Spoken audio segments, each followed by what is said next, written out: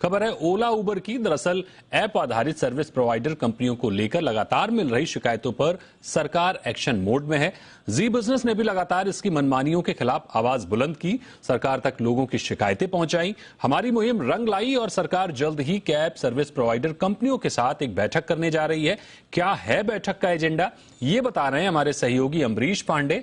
बताइए अमरीश, पूरी खबर विस्तार से।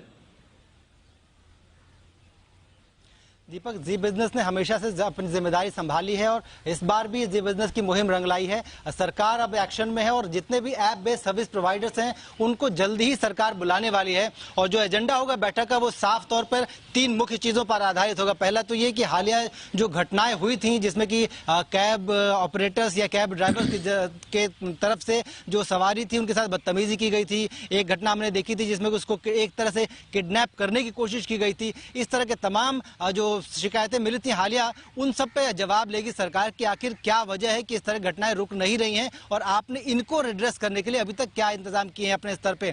इसके अलावा दूसरा जो सबसे अहम एजेंडा है वो ये है कि ड्राइवर्स की जिस तरह से नियुक्ति होती है या फिर जिस तरह से हम अथॉरिटी देते हैं कि कोई भी व्यक्ति ओला या उबर या कोई भी ऐप बेस्ड सर्विस का ड्राइवर बन सकता है, तो उसको प्रक्रिया को थोड़ा सा और ज्यादा पुख्ता और बेहतर करने की जरूरत है। सरकार इस तरह का पूरा रोड मैप उनके सामने रखेगी। उसमें साफ ये होगा कि जो अभी तक की नियुक्ति प्रक्रिया है उसको बदला जाए और जो व्यक्ति आपको अप्लाई करता है कि वो ओला की या उबर या किसी भी ऐसी सर्विस के लिए ड्राइवर बनना चाहता है, उसका पूरा बैकग्राउंड चेक किया जाएगा, उसका जो ड्राइविंग लाइसेंस है उसको चेक किया जाए और उसने अगर अभी तक कोई ट्रैफिक रूल वायलेट किया है तो उसके साथ ही उसको ट्रेनिंग दी जाए कि किस तरह के बेसिक एटिकेट्स हैं जो कि उसको अपनी सवारी के साथ बनाने हैं, किस तरह से बात करनी है। इसके अलावा जो नॉर्मल जो सड़क पर चलने के जो नियम है उसकी उसको बेसिक जानकारी है कि नहीं, इस बात की भी सुनिश्चितता उन एजेंसीज को, उन ऐप बेस्ड सर्विस प्रोवाइडर्स को करनी होगी, तभी जाकर उसको वो अथॉरिटी दे सकते हैं कि वो गाड़ी चला सके। इसके अलावा जो मॉनिटरिंग है उसको और ज्यादा स्ट्रांग करना होगा। साथ ही साथ जो रिड्रेसल है, अगर हमने आप देखें तो हमने जब पहली बार ये मुहिम चलाई थी उसमें यह था कि ओला या उबर या कोई भी ऐसी सर्विस को हम कंप्लेंट करते थे तो उससे रिड्रेसल में काफी लंबा समय लगता था।